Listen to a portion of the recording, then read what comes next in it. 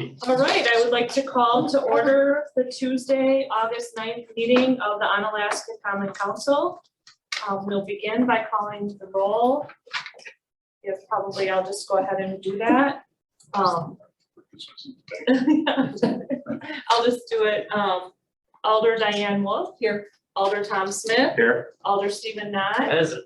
Alder Leanne Stokes. Here. Alder Dan Stevens. Present. Alder Larry Jurassic. Present. And myself, Kim Smith, is also present. We will forego the pledge today since we don't have a flag, Just pretend there's a flag. but we On can. the shoulder patch. I've seen that happen before, stand up sideways. Okay, let's do that then. We'll rise for the pledge of allegiance.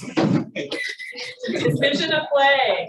I pledge allegiance to the flag of the United States of America and to the republic for which it stands, one nation, under God, indivisible, with liberty and justice for all. Thank you. Item 3 is the rules of the City of Onalaska Common Council and its subcommittees. This is a harassment-free forum. We ask that everybody follows courteous behavior, and if you engage in inappropriate behavior, you will be asked to stop or potentially. Item 4, public input. If you would like to address the Common Council this evening, now is the time to do so. Please start by stating your name and your address and limit your comments to 3 minutes per individual. Would anyone like to address the Common Council this evening? Second call, if anyone would like to address the Common Council this evening. Is there anyone online that may want to? Third and final call, if anyone would like to address the Common Council this evening. The opportunity for public input, generally speaking, is now done. We'll move on to item 5, which is a public hearing.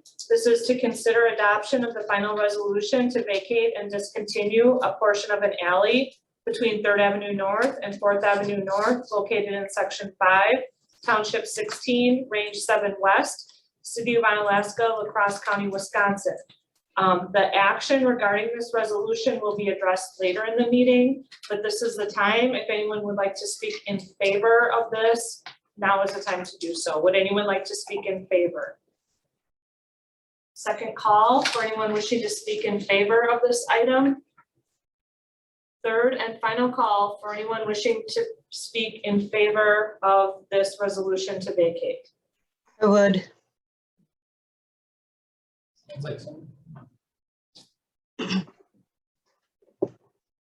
We have someone online, perhaps? Yes. Okay, go ahead, begin by stating your name and address. So my name is Amber Ragland. My address is actually 804 North Benton Street in Sparta, Wisconsin, but I work for Cholita, and our address there is 1825 Victory Street in La Crosse. And we own one of the homes that butts up to this land. I would like to speak in favor of it. I would like to say that this will put this back, part of this land back on the tax rolls for, you know, money coming into the city. And that's always a good thing. And, you know, also it will allow for a place that the city doesn't need to maintain, which costs money to the city. So I think that all around it would be beneficial to everyone if this were approved. Thank you for your input, Amber. Would anyone else like to address the council this evening? Or in favor? Okay, that portion is now closed. Now I will ask if anyone would like to speak against the resolution to vacate and discontinue the portion of the alley. Second call for anyone wishing to speak against. Third and final call for anyone wishing to speak against this action. Okay, the public hearing is now closed and the council will act on this matter later on in the agenda. Item 6 is a report from the mayor. I will turn it over to our chief, Troy Goody, for recognition for firefighter EMT Nick Candle on completing his 1-year probation. It's fine over here. Mr. Over. I think you should be facing the camera. Like a taste of the promise. I'm really proud to recognize firefighter, I'll stand up here, EMT Nick Kendall for successfully completing his 1-year probation. I know he worked under Lieutenant Nagy and got a really good report from him as far as fire training, EMS, and all the objectives that he met. Nick previously came to us from the Shelby Fire Department where he was a 18-year member, a volunteer firefighter, first responder, as they were classified there. Possibly an engineer, I would think, as well in 18 years. You know, I may mention he enjoys the outdoors, hunting, fishing, hiking with his family, and watching kids at their sporting events. Nick is joined tonight with his parents, Tim and Kim, son Jordan and daughter Mackenzie, also his wife Jessica, stepson Cade, and father and mother-in-law Gary and Joe. So at this time, I'll have Jessica in the badge hunt to officially welcome you to our Alaska Fire Band. Okay, let them get into position. Family stuff.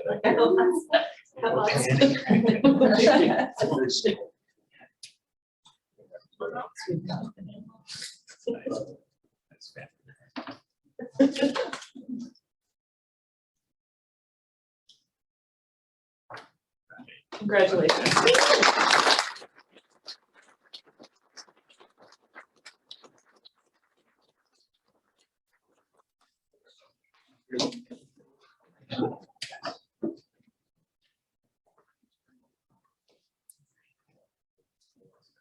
And you don't have to feel uncomfortable if you want to step out. Right. You're welcome to stay, but you're also welcome to head out if you understand. Yes, but thank you for sharing from your school. Thank you. Thanks for coming.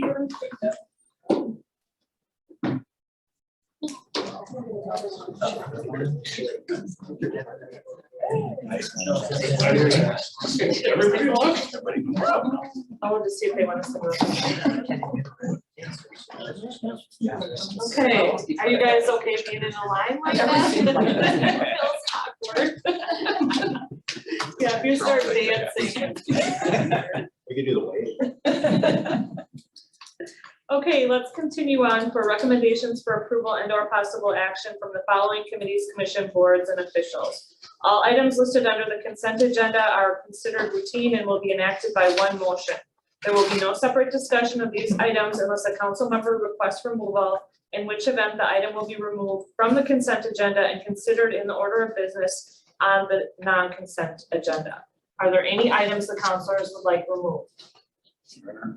Yes, Alder Stevens. I believe that item P on the amended agenda for the vacation of the property on 4th Avenue North is redundant, but it's under item 11 already. So rather than remove it and move it to the consent, I'm suggesting that we just strike it and address it under item 11 on the consent. Okay, does our attorney or anyone have an issue with that? Our planner, Kate Aspenson. Totally fine to do that. We have historically always put the plan commission's action underneath the consent agenda. The plan commission did not address the resolution, which is why it's located in 2 separate locations on the agenda. So one is accepting the action of the plan commission that they heard and did take action to formally approve it. However, we didn't put the resolution under that because that is only being taken by the common council routine. So if you want to strike it, that's fine. But this is how we have done them over the last 5+ years. I don't have strong feelings about this. It just struck me that if we approve it in the consent agenda and then we're doing a resolution that, like, what if you didn't get the same answer between the 2 of them? That it could create a problem. So Okay, whatever the level of council is fine. let's just leave it how it is then unless someone has a strong objection. Okay, anything else from the consent agenda? Anything else? Okay, then I'll consider a motion to dispense with the consent agenda. I'll make that motion. Second. We have a motion on the floor by Alder Tom Smith. It's been seconded by Alder Stephen Knott to approve the consent agenda. All those in favor, please say aye. Aye. Those opposed, say no. The consent agenda is approved. Thank you. Now we will move on to the non-consent agenda. Item A is the recap. There are none. So we will move on to item 9, the Finance Committee. Alder Stevens. Thank you, Your Honor. Under item 9A vouchers, the following is a list of monies expended since the last common council meeting dated July 12th, 2022, and the amount is $2,124,936.56. And I will make motion to approve that vote. I'll second that. We have a motion on the floor by Alder Stevens. It's been seconded by Alder Smith to approve the vouchers. Is there any discussion? Not hearing any. All in favor, please say aye. Aye. Those opposed say no. That motion carries unanimously. Thank you, Alder Stevens. Item 10 is Administrative Committee. Alder Wolf. Thank you, Your Honor. Item 10A, review and consideration of City of Onalaska Cemetery columbarium design option. This was looked at and discussed at Administrative Committee, and Jared Polter did give us a good review of this. It was a recommendation of Administrative Committee to forward this to Council this evening without a recommendation. So I would certainly entertain Jared Polter giving this kind of a brief review, and if you would so choose. Thank you. Jared, could you review the options? Are we okay if I stay here or you want me at the podium? Does it matter if you're at the podium because there's no? Okay. So in front of you tonight on page 2 of your council agenda, you'll see the updated design proposal that was performed by Tribute, our consultant, cemetery consultant. I have a memo that was attached on page 1. Two of the main things that came out of the previous proposals for a design was that we wanted to have a phase design so we could put it in sections, and also a design that would have no steps, be ADA compliant, be easily traversed by any elderly or handicapped individuals that might be visiting this area. So I really feel this new design that we have in front of us, it's a curving design to give us enough length so the sidewalk will be able to be traversed, as you see. Also on page 3, you can see the overview of where this would fall. On the right-hand side is 13th Avenue, on the left-hand side is 12th Avenue South. This would fall in the old right-of-way area where Hickory Street meets 13th Avenue South, just to give you an overview of where we would look. What staff is looking for tonight is if the council foresees that this is something they would like to pursue with further designing what we are moving forward with. I would like to get an estimate of cost of construction for this project from the consultant to take forward to the capital improvement budget or possible action within the capital improvement budget, and then pursue bringing forward a proposal for finishing design services that would allow us to eventually bid the project. So I guess I gave a pretty lengthy overview at A&J, so I don't want to just go through all that again, but I can highlight anything you'd want to go through. I really believe, I think looking at our first 3 designs, they were good. I think this one really finished it as far as I'm concerned with the proposal. So. Thank you for that, Jared. Do the councilors have any questions? Alder Wolf? Thank you, Your Honor. So Jared, are we calling this now option 4 this evening? Option 4 is what I labeled it, yes. Unless anyone objects, I would like to make a motion that we, my motion is to direct staff to go ahead and go forward with option 4 as presented this evening to the packet. In anticipation of capital improvements this fall, and also, as previously discussed at A last week, also to have an alternate with a roof structure. That's my motion. It's going to be just phase 1. Point of order, we need a second. Okay, so we have a motion on the floor. I'll second. So the motion was by Alder Wolf, the seconded was by Alder Stevens to Or move, Stephen Hack. or Stephen Hack, I did that all the time. To move forward with the option for design, so that we can have some, budget numbers for capital improvements, and to also include an alternate with a roof structure. That motion has been made and seconded, so is there discussion, Alder Jurassic? Yeah, it's just phase one you're talking about or the whole project? So what I would envision is, the design brought forward would be for one node and the sidewalk would be part of it. We would only bid out a phased approach that we would bring forward. And then also, as was discussed at the Administrative Judiciary Committee, look at one of the roof type pergola structures that was proposed as an alternate in our bidding process to see if it adds value to the project and what that cost would be. So I'll just add a note for clarifying the motion that is further defined by phase one. And that was the intention of my That was motion. Any other discussion? Okay, so the motion again is to move forward with the option for design, which we're considering a phase one, so that we can have it included in the capital improvements budget with an alternate of the roof structure. All those in favor, please say aye. Aye. Those opposed say no. Motion carries unanimously. Thank you. Yes. Number 11 is from the Plan Commission. 11A, Resolution 18-2022, final resolution to vacate and discontinue a portion of alley between 3rd Avenue North and 4th Avenue North in the city of Onalaska, La Crosse County, Wisconsin. It was a recommendation of the Plan Commission to move forward with this action, and this resolution formalizes that intent. I'll make a motion to approve resolution 18-2022. I'll second. Okay, motion on the floor by Alder Stevens, seconded by Alder Knott. Any discussion? All those in favor, please say aye. Aye. Those opposed say no. Motion passes unanimously. Thank you. 11-12 is report from Alderperson Stokes. Thank you, Your Honor. Just wanted to bring the council some new information you may or may not have already heard. At this school board meeting, they presented the two questions that are going to be on their referendum, as far as the first one is the resolution authorizing the school district budget to exceed the revenue limit for 5 years for non-reoccurring. And this would, in 2023, would exceed by 1.25 million.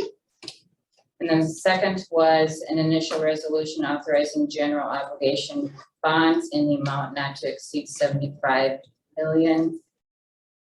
Resolution providing for a referendum election on the questions of the approval of the resolution authorizing the school district budget to exceed revenue limit for 5 years for non-reoccurring purposes, and an initial resolution authorizing the issuance of the general obligation bonds in the amount not to exceed 75 million.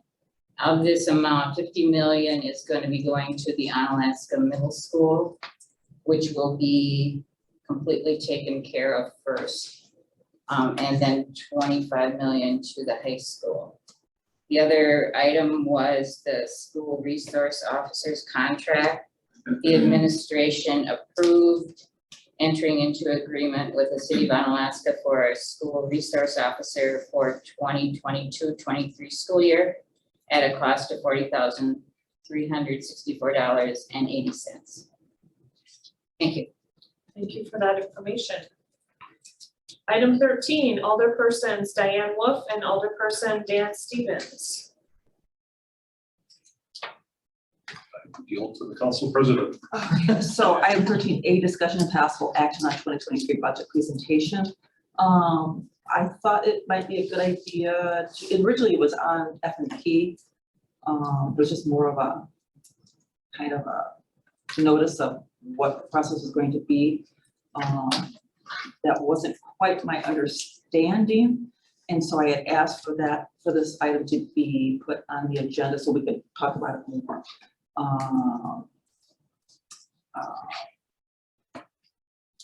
Dan, I'll let you go next and then I'll reserve my time after I've heard other people's stuff. Sure. So in the last year, after the former finance director's retirement, was an opportunity to maybe change and modernize some of the budgetary processes, and that's something that we like and appreciate. However, we tried what was called the hybrid model, which included a PDF on budget items with the details. And I think council gave it a good look at and tried it out. And for those that really actively review the budget, it turned out to be very onerous. And if we're going down line by line, trying to have to go to a different source to kind of cross-check and identify what the item was, and then go back and then keep that in context with the whole department budget and the budget as a whole. It's not impossible, but it made the process for alders significantly more time consuming and I would argue less transparent. So there was a discussion on, I did have a discussion with Sabrina regarding this, and I kind of took the pulse of council members, and what the polling kind of showed is that council wanted all that information to be uniform and in one place. So we think that's important, and I understand that there's problems with that, and that's creating some hardships for staff, and that our department that would handle that is short-staffed. Copying and three-hole punching is maybe not the best use of the resources of our finance director. And I offered that this is something that's important to council because we want to be able to do our job and do it well. Were I just a regular citizen, I would want to know that my council representatives and approving of the budget knew exactly what was in the budget and understood what was in there before that they signed off on it. So to me, that's one of the core things that we need to do. And if the roles were reversed, I kind of think in the years that I've been on council, if there's an opportunity that was presented to council that we could find ways to streamline the process for City Hall, I believe if it's within our means and it was reasonable, we've always tried to make life easier for staff to give you the tools necessary to do your job. I feel that this is something that, we want the tools to do our job as well. And in that we're spending the people's money, it's very important at that. So I believe it could be, if this is an actionable item, that if resources were necessary, whether it was approving overtime, whether it was pulling somebody from a different department to copy and staple, whether it was outsourcing this, it is important that we get the information in a way that allows us to accurately and without too much extra time, be able to identify the items of the budget. So it is my belief that council feels relatively strongly about this, and this really should be a priority. And if there's resources needed, I'd encourage staff to stop out and let us know. And I can only speak for myself, but I believe we'll try our best to make sure that you get what you need so that you can get us what we need. Thank you. Alder Wolf. I said that I would reserve my time after everyone else. Okay, is there anybody else that would like to say anything? Okay, Alder Smith. I agree with Dan and Diane. It was very confusing last year, bouncing back and forth with the attachments and saying, okay, am I in the right place? I know it was difficult. We tried it, but it left a bad taste in my mouth, and I would prefer if we could find a way to consolidate it all in sections so we can follow it all the same way. So I'm supportive of what Dan and Diane said. I know it's a lot of extra work, and I know You know, we usually don't ask the staff to create more work, we try to save them work. But in this one, it's so important, it's just a once a time year thing that we need to do, that I support that recommendation. Alderman?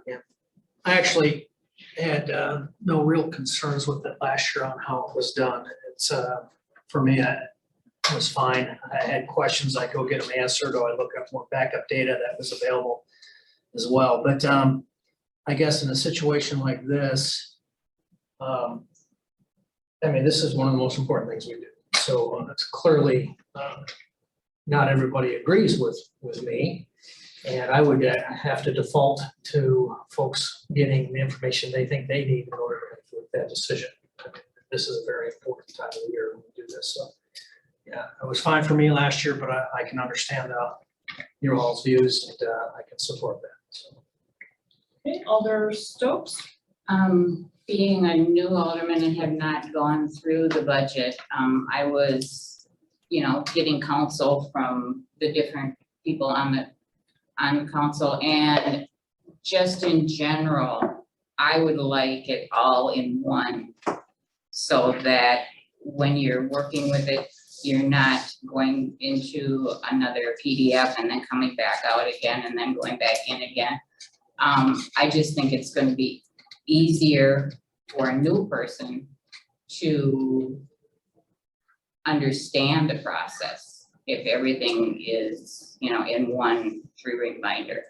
So I would support doing it that way. Thank you. Okay, anybody else? Okay, Alder Wolf. Thank you. Oh, wait, Amanda, or you wanna go before? I can go last. Thank you. So, I know we had there was a system in place by someone who worked here for 40 years. And when my opinion, attitude will always be when, especially after we've had a department head here for so long, I think when we have someone new come in, and this is why I was so open to trying the hybrid system last year, I think it behooves us to go ahead and literally bend over backwards to see someone new is coming to the table, what are their ideas, how do they want to approach it, because as someone who was looking forward to change and maybe update how we do things across the board in finance over the years, I was very much looking forward to what could we do different. So I was very much willing to try to embrace it. I looked back on my notes and it took me about 50% more time with that system last year. I did look back at the minutes and I must have been absolutely delirious after a 5.5-hour meeting last year, because I made some comment about that I liked it or whatever, and I had to have been delirious because it was painstaking for me, but I was willing to give it a shot because I wanted to support our new department head. As someone who found a number of issues, I honestly don't think I want to go through that again, and I know. So if finance needs additional help, there should be costs. I would assume there's cost savings from the finance position being open. I think council, I can't imagine that council would not be supportive of providing additional, whether it's temp or whatever, for that help. But I would ask that we continue with the 3-ring binder and all the documentation in one resource. So, and that's what I would propose that we do for 2023 presentation. Okay, thank you. Amanda Jackson, City Attorney. Yeah, so we did look into some options, and I'll let Serena cut in whenever she feels like it. But it sounds really easy to say that we'll hire a temp, but if you hire a temp, you have to train the temp, you have to get them up to date with our systems, and so that wouldn't necessarily be an optimal solution for us to bring in a temp. But what we did look into was having an outside service printing your budget books, and so the cost of that would be about $500 to print. I think we had them quote about 10 budget books. Obviously, we would be using an outside service. I can't guarantee you that they will be quite to the exact same specification and level that Fred did, but that would, be the goal, would be to have as close to the original budget book as possible. But we are down in finance. I mean, we are down a position and we were down a finance director for 3 months. And so this is already kind of a bit behind in as far as this budget goes. And so I guess my compromise I would ask of you is if we do this, we're not gonna be able to turn around and print you every update or every change. And so, we would ask that you would be able to supplement your budget book if possible. And make those, printouts as you feel necessary and switch out pages as you kind of see fit. But I think that would be kind of the best compromise would be to hire an outside service and have the budget books created that way. As technology advances, budget books may not look the same in the future. Like we are a really outdated system right now. Like we do things much different than most municipalities because we just haven't updated our technology. And so we are essentially, whether we're doing it through Excel or we're doing it individually as department heads, we're very paper heavy. That process is likely going to become progressively more electronic. And so that's not to say you won't be able to have detailed budgets in the future, but they probably won't be as detailed as you're receiving today because much of that documentation will simply be done electronically via a new software system where it's just imputing numbers from one budget to the other. It does kind of some of that internal checking. And so you're not going to see, 20, 30 page individual department head budgets because they just won't exist. And so I do want to just prepare you for a world where they may not be quite the same that they are. Okay, Sabrina, Finance Director. Yeah, just to add to what Amanda said, in all of my experience I've had in the county auditing municipalities, at the county, what we went to with our ERP system is the department heads actually enter in their own budgets. Whether it's them or someone within their department, they enter it into the electronic system. They only get to adjust the department line, and then we cut it off, and then finance reviews those areas, and then it gets moved on within the process. And the way that works is, right now, the process is that I receive an Excel document from each department head, and then usually a memo saying what their initiatives are for the year. And I'm essentially using that Excel document to enter it into our software. An Excel document does have a little bit more detail because it's saying, for example, under conferences, it will say what conferences that they want to go to in the year. And then I enter that into Tyler. And then last year, what I gave you was the Tyler printout. It's showing every single account that was in the budget. And then all of that supporting documents that the department heads gave me is what was in the PDF. I've listened to everyone's concerns. I'm sure there's going to be an action. You will get all of that again. I was more or less trying to move us more electronically last year, and was hoping this year we could put it all electronic. I know we're not there yet, and I'm not going to push you to go there.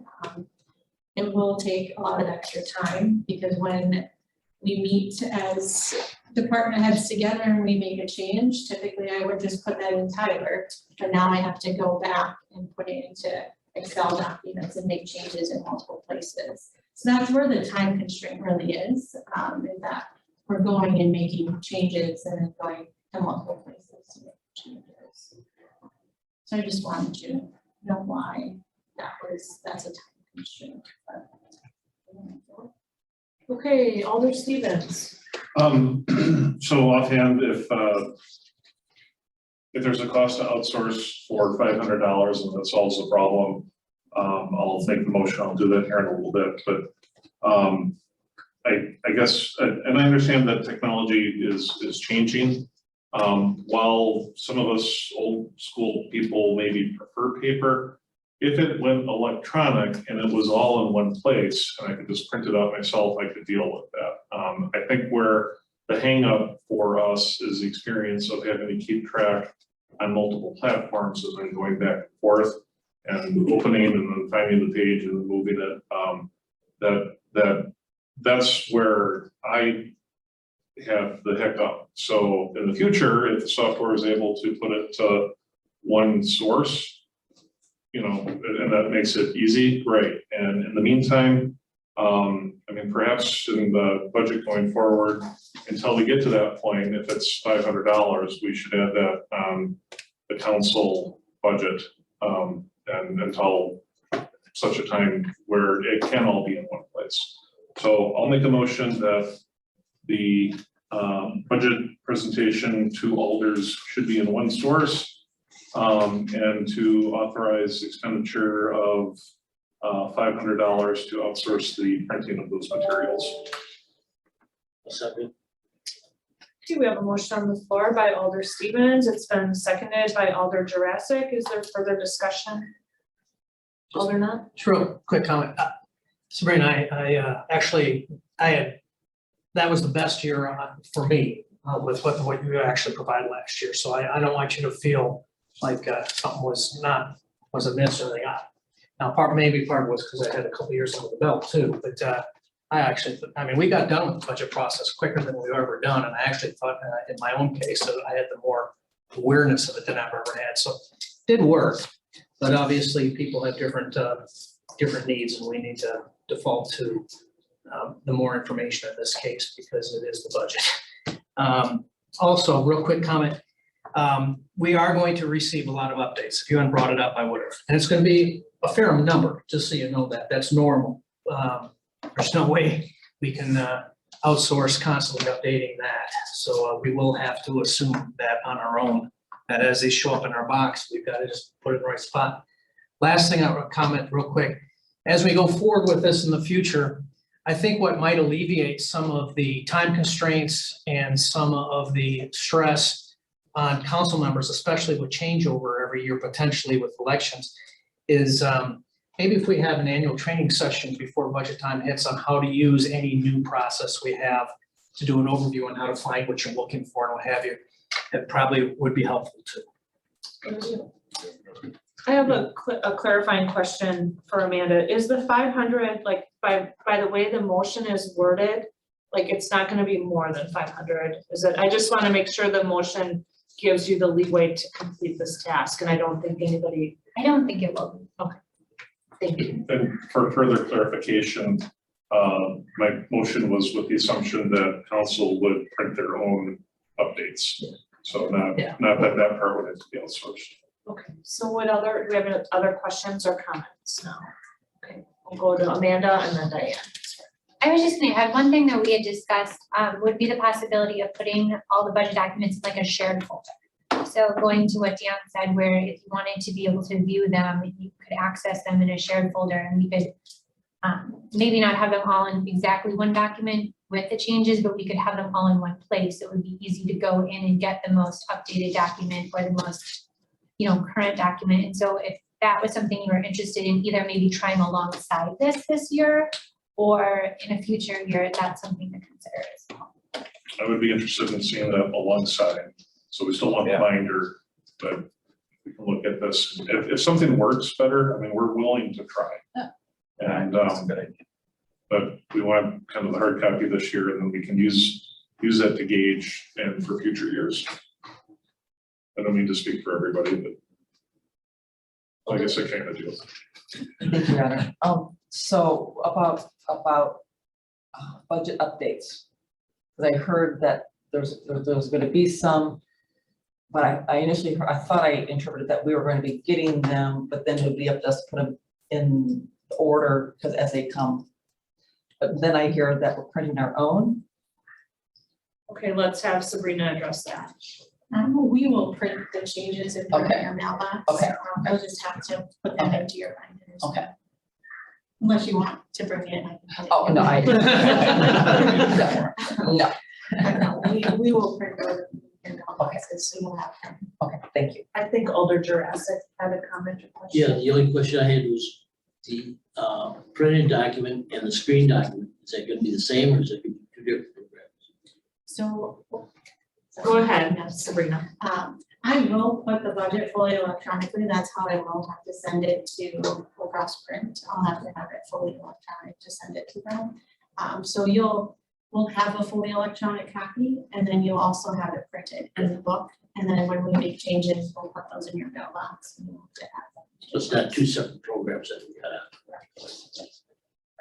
Okay, and then Alder Smith. Yeah, I was just gonna follow up, if we have a shared top folder that we could still look at too, we can, if we wanted to, we could actually print them from the shared folder and put them in ourselves. I know you don't want to do that, but I mean, it would be an option if you wanted to.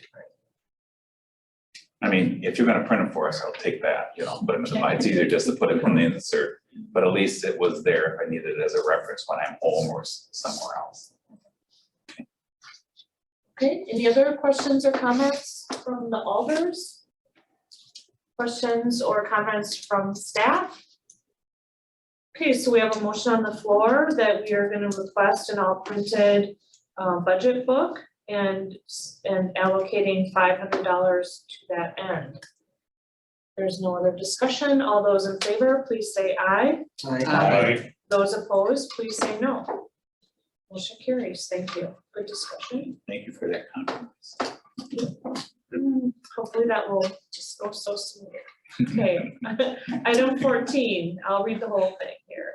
Closed session, to consider a motion to convene in closed session under section 19.85, paragraph 1, paragraph E of the Wisconsin statutes for the purpose of deliberating or negotiating the purchase of public properties, the investing of public funds, or the conducting of other specified public business whenever competitive or bargaining reasons are require a closed session.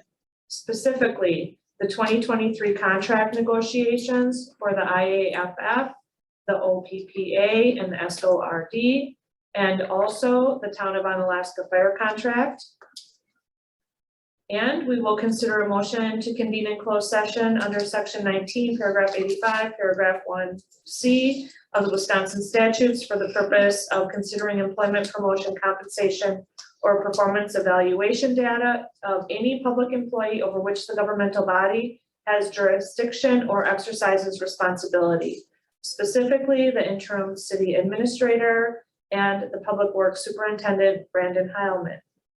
And also, we will consider a motion to convene in closed session under section 1985, paragraph 1G of the Wisconsin statutes for the purpose of conferring with legal counsel for the governmental body who is rendering oral or written advice concerning strategy to be adopted by the body with respect to litigation in which it is or is likely to become involved. Specifically, Luann Keene versus the City of Onalaska, ERB case number CR 2021-02513, and EEOC case number 26G2022-00172C.